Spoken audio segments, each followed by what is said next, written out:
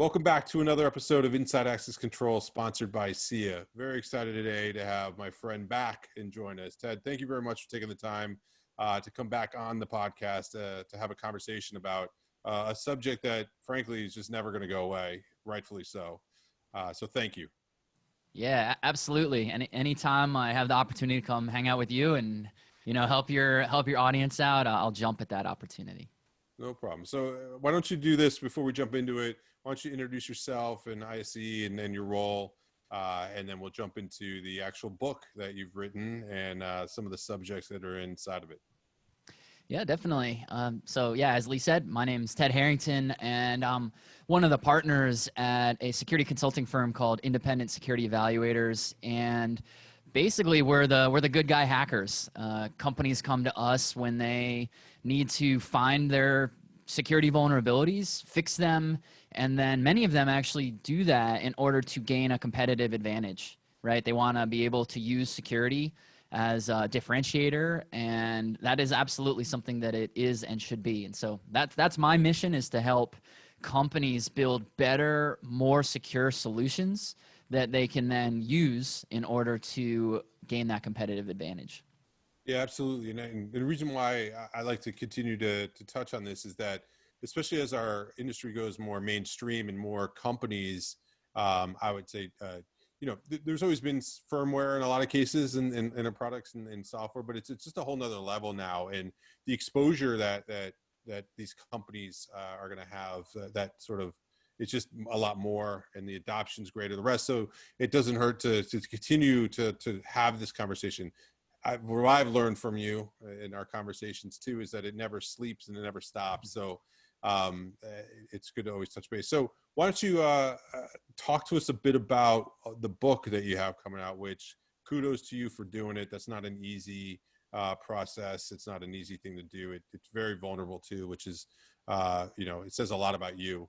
So tell us a little bit about what's the title, what's the conversation that you have, and what we learned from it. Sure. Well, yeah, you certainly know. You're an author coming down the line too, so we'll both be swapping signed copies for each other at some point soon.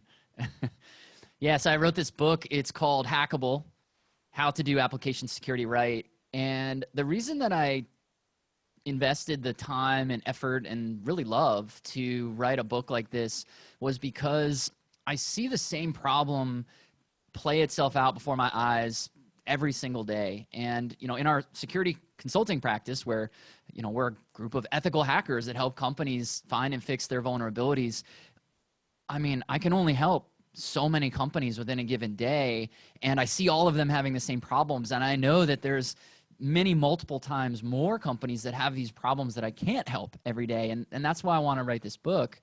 And so in the book, I essentially outline the ways that people think about security wrong. I actually identify those flawed mindsets and those flawed approaches, replace them with what you should be doing, and then teach a method for how to actually build secure solutions that account for the way that attackers actually think. And that's one of the real drawbacks with any sort of information security or data security today, is that people don't understand how the attacker thinks, and they don't understand, thus, how to defend against them.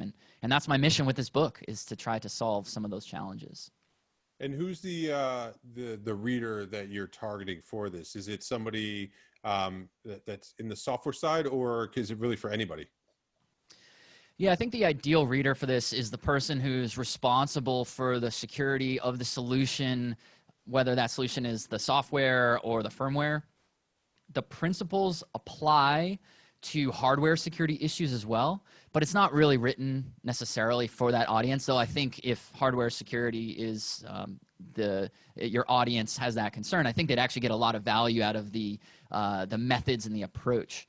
But really, it's for that person, whether that's your CTO or the VP of engineering or whatever their title is, the person whose job it is, who's held accountable if there's a security issue, who someone's pointing to and saying, it's on you to make sure that this solution is secure. Okay, good. So people that not only that are in there, but then also, if you're curious about it, to just have a better, broader understanding. Because I do think this aspect of the business is as we continue to go, everyone is sort of going to be a part of it, and so an awareness of it doesn't hurt on that side.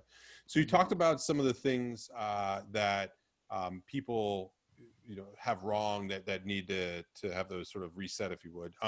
What are some examples? Like I saw you posted something recently around pen test, and I'm sure there's a handful of others. So what are some examples and takeaways there? Sure. Yeah. I think one of the big things is the mindset that people bring to security.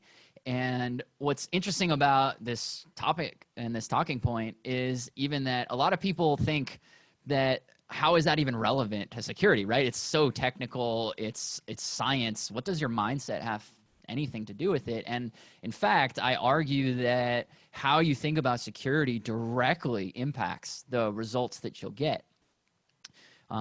We worked with a company at one point who was so far from believing that their security vulnerabilities were actually a problem that they, even though they had this report from us in their hand, they told us that these issues weren't a problem. And when I asked the CEO to explain what he meant, like, there's real findings here. Why is this not a problem? He said this to me that I'll never, ever for the rest of my life forget. He said, well, let me put it this way. He says, I have a BMW. I love this car. I never want to see it get scratched. Theoretically, someone could haul a piano up onto the roof of our building and throw it off onto my car and destroy my car. But I'm just not that worried about it. Now, I'm quite literally in the business of seeking the unexpected, and that really surprised me because this wasn't just the CEO of any old hardware, software solution. This guy made medical devices. Literally, this product we just found injects drugs into your spine.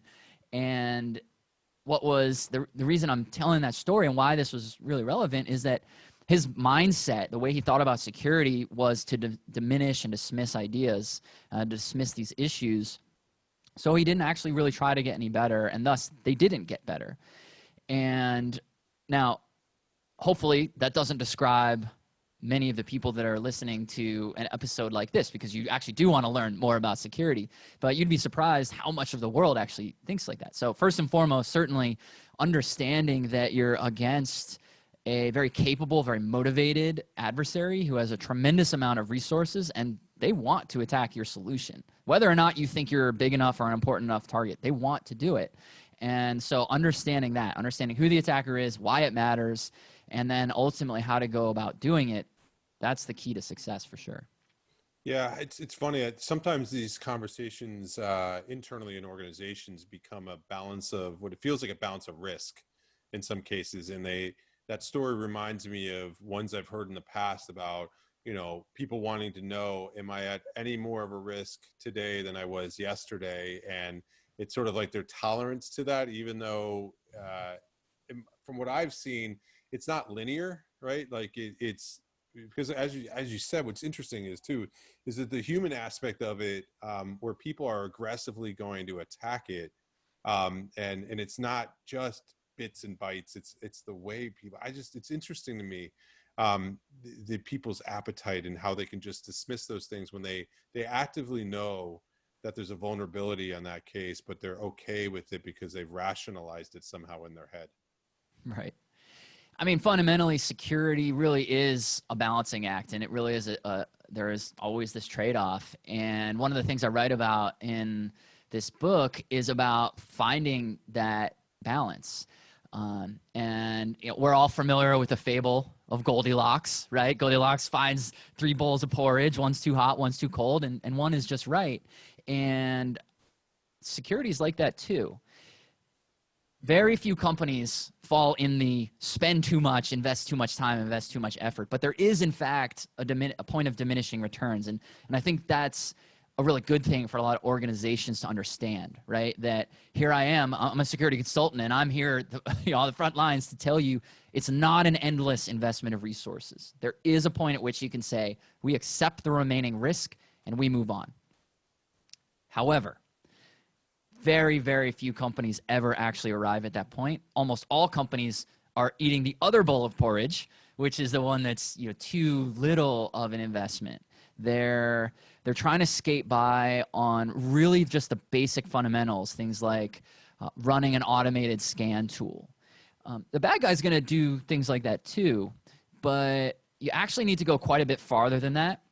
And you need to do some of these higher order activities that are probably beyond the scope of what we might want to talk about today, but chaining together vulnerabilities and abusing the way the system's supposed to work, you can't really automate that. You need to find that balance between what's too much, what's too little, and right in the middle is where you get that great return on investment. Yeah, it just makes me wonder, it's got to be hard for some people to make that decision if they don't fully understand it, because you don't know how far to take it or how little to take it.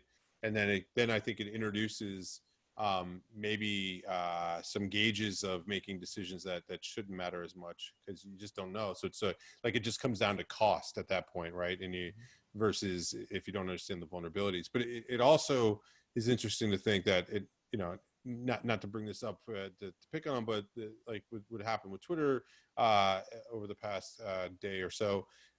Here's a company that has a lot of resources, right? And they probably felt like they were doing a good job in a lot of cases. I would tend to believe so on that end, but yet still susceptible to an area that, it's always the armchair quarterbacks the next day. It's always, what do they call Monday morning quarterbacks? It's always easy to sit back and be like, they should have done that. But it does seem so.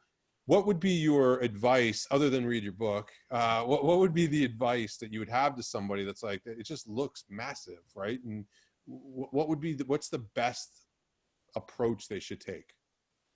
Yeah. Well, you said read my book, so that's actually the answer. I know. That's a good start. I'm kidding. But I actually, we're joking here, but I wrote the book to answer that question. But if I was going to distill down and simplify it to what do you need to do, right? You need to do a few things. The first step, you need to understand your threat model. And essentially what a threat model is, imagine it like the scouting report for a professional sports team, right? That's where you identify what are the strengths and the weaknesses of my opponent, and what are my own strengths and weaknesses, and then what's the relationship between those two. So it's more technical than that, but that's sort of the idea. You identify what do you want to protect, who do you want to defend against, and where will they attack you. So that's the first thing. You want your threat model. Second thing you want to do is you want to actually be able to find your vulnerabilities. And this is where you need to go beyond that sort of basic scan level stuff, the proverbial penetration test, which has become such an abused term because penetration testing is actually a really highly tactical, very thorough approach for very hardened systems. But for some reason, it's come to mean a very cursory approach. It's like two completely different interpretations for the same word. But still, if you don't mind, I'll just jump in there. But valid, right? Still a good thing, but just maybe applied wrong. Is that what you mean? Oh, absolutely. Yeah. Penetration testing. So yeah, let's talk about that. So here's the challenge with this term. And I think it's a term that's worth exploring because pretty much anybody who builds any sort of application or software, whatever, they're going to be familiar with this term. Here's the problem with penetration testing. You might be asking for penetration testing, but you're probably being sold something else, which is called vulnerability scanning. Yet you actually probably need a third thing altogether, which is called vulnerability assessments. And the simplest way to think about what these three things are is a penetration test is a very thorough, very rigorous exercise, but it only has a single binary outcome, yes or no. You did or did not achieve the mission. So it's kind of like if we can think about when Navy SEAL Team 6 went on its mission to go take out Osama bin Laden. Yes or no? They captured or killed bin Laden. That was the mission. It didn't matter what other weaknesses might have existed in bin Laden's compound after the fact. That wasn't the point. The point was, did they get him or not? But vulnerability scanning, which is often being described as penetration testing, that's like a metal detector. It's very easy to do. It's very cursory. It quickly catches the common and known issues, but it's not very thorough, and it's not going to stop even mildly sophisticated attempts. And so that's what's crazy, right? You're saying, give me Navy SEAL Team 6, and then you're buying actually a walk through a metal detector. Yet you actually need a third thing altogether. Most most organizations who are getting penetration testing, what they really want is they want this. They want to know that what they're doing is right. They just want security to not be their problem, right? They want to be able to say, I find my issues, I fix them, and then I can be able to turn to my customer and say, look, we're secure. That's what a vulnerability assessment does for you. And so unlike the do or die mission of Navy SEAL Team 6, you know, going and pursuing its target, and unlike walking through a metal detector, a vulnerability assessment is more like Navy SEAL training, right? That's where you take these warriors. They're already elite. They're already tough as nails. And now you build their strength, their leadership skills, their stamina. You make them better. That is at the core of really what most people are looking for when they're trying to think about security testing. And the unfortunate reality is the term penetration testing kind of means all three of those different things today, yet what people want isn't always what they're being provided. And so that's one of the things that I sort of take head on in this book. No, that makes sense. And I think so, like the places I've been approached on it are, if I'm selling a system to typically a larger organization and they ask for a pen test, Yep. like that's been number one. Or going through due diligence when we were raising money, the investors that we were working with would ask for a pen test, so that we would go get a pen test. Like that was that was it. But what you're saying on that end too is the application or the request that you have.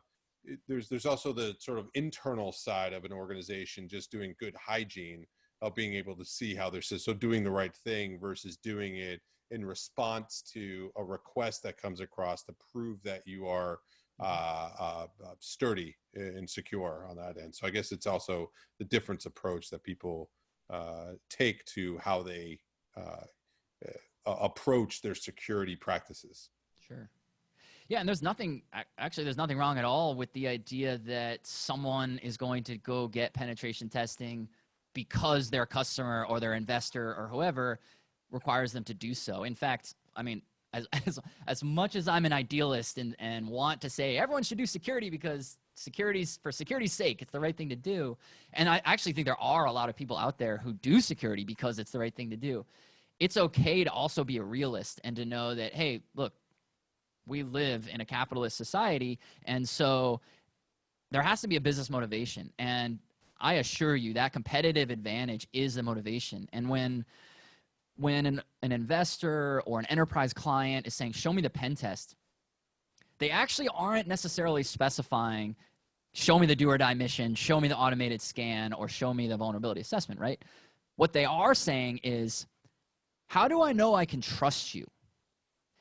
That's the question that we need to answer. And the most effective way to do that is to show them how seriously and thoroughly and rigorously you approach security. And by being able to say, look, this is how deep we go.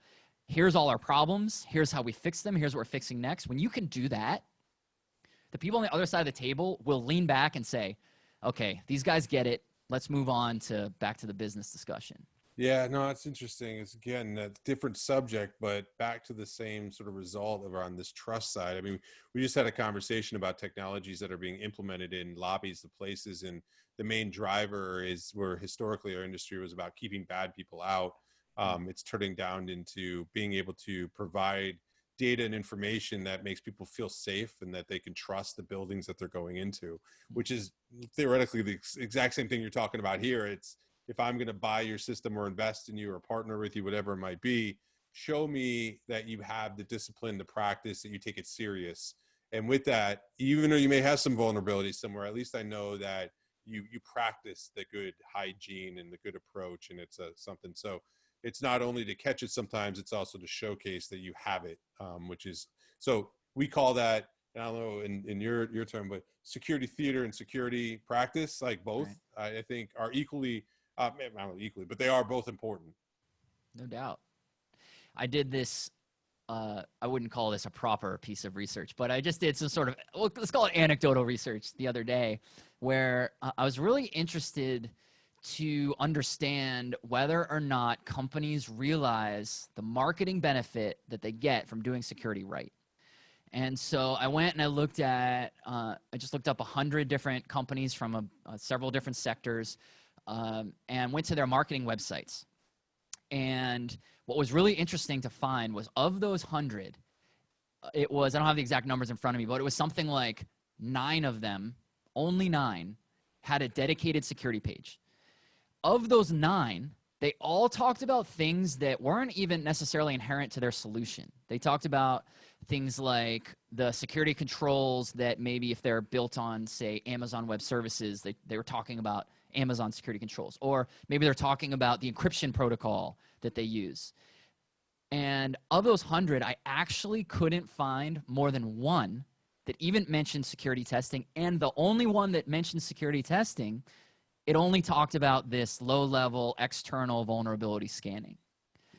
No, it doesn't surprise me. So let's talk a bit about that, because it's actually, I've been in positions to where, I see 2 people, they take security. It's either defense or offense. It's usually, you don't see someone doing both defense and offense. Like and a lot of times this is the story I tell myself, is companies do this because they're afraid that if they take a forward position on advertising their security practices, that they open themselves up for risk and liability later if something happened.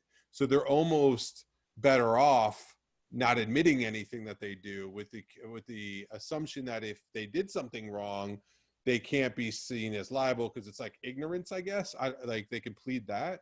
But you see companies like Salesforce, for instance, does a really good job of it, and Dropbox and people like that. You see, they're historically more software centric, and I know they do it to not only differentiate themselves from their competition, but also just to build trust. To everything from SLAs of uptime to also included into that, right? Where, I don't know, what are your views? You deal with these companies more. Like, why don't more people take a forward stance of promoting that difference? Like, it should be a 91 of those 900 do it, right? So why don't more do it? Well, certainly the thing to identify out of this is opportunity. So my hope would be anybody who's hearing this, realizing that there's this enormously powerful differentiator that 0 people are doing. Like, if you're a marketer, you should be salivating at that opportunity right now. But why? So why is that? Why do people not do that? I think there's a few reasons. One is, I think that people don't realize that this is actually a marketing benefit. If you do security right, it is so powerful in building trust. And building trust is what ultimately greases the wheels to sales, right? That's what we're ultimately trying to do, right? So reason number one, I think people don't realize that they can do it. I think there is merit to what you're saying. This would be reason number 2, that people feel like, oh, if I list it, either I'm going to expose myself in some way to either future penalties, or I'm going to somehow inform the adversary. And both of those are actually really, really wrong.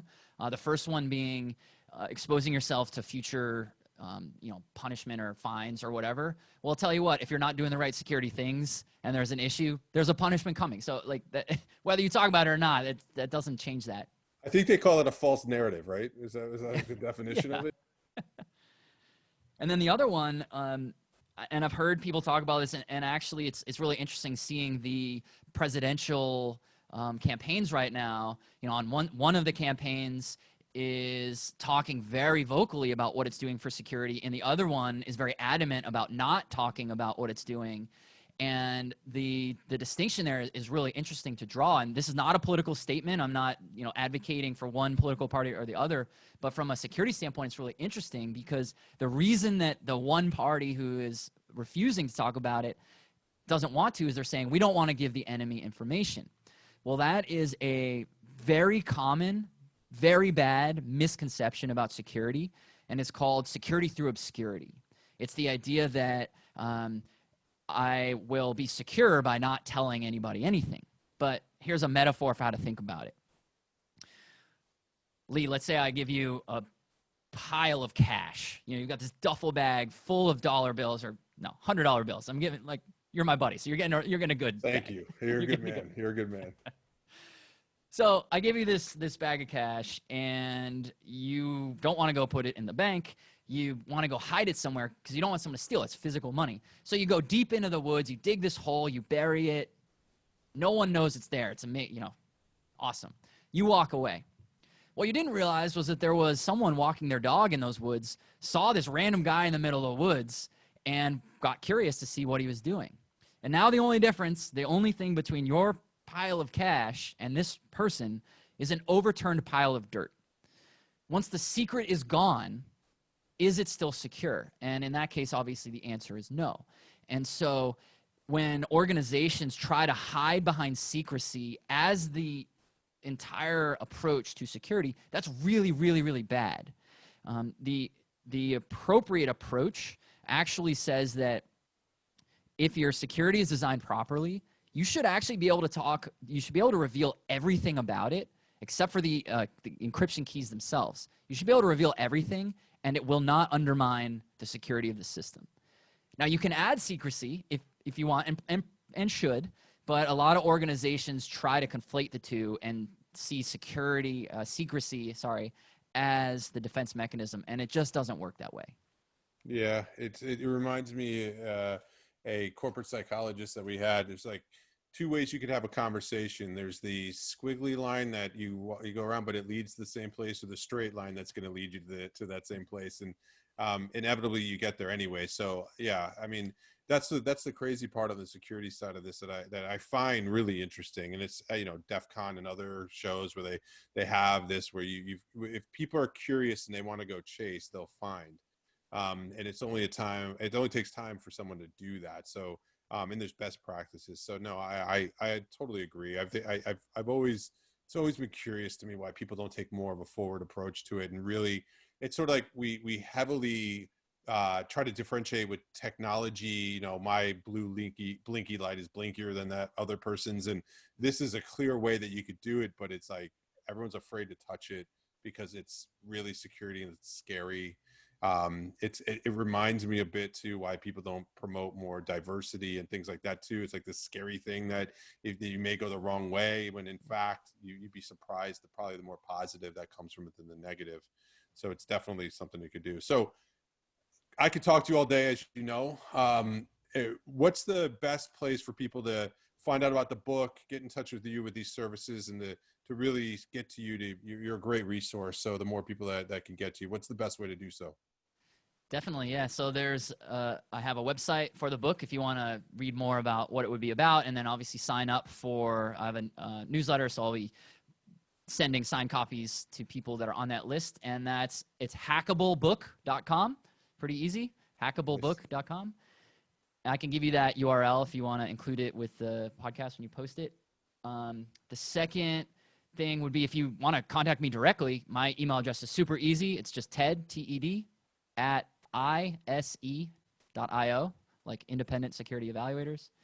And then if you just want ideas and insights and conversation, follow me on LinkedIn. I'm really active. I mean, Lee, you and I are hitting each other back and forth almost every day. And so, yeah, that would be a good way to start the dialogue. Yeah. So thank you, Ted. I love the conversation. You're always a deep thinker, super easy to talk to, great resource. I'm excited when the book comes. I will definitely read it. And I have a feeling we'll be doing more of these because I think it's good for everybody the more we talk about it, the more just every day it becomes, to where maybe we could break down some of those barriers of why people do the things that they do. And we just make it a normal part of the conversation. So thanks for everything that you do. And I appreciate you spending the time again with us. Yeah, man. Thanks for having me. And good to be here. Yeah. Thank you. Bye.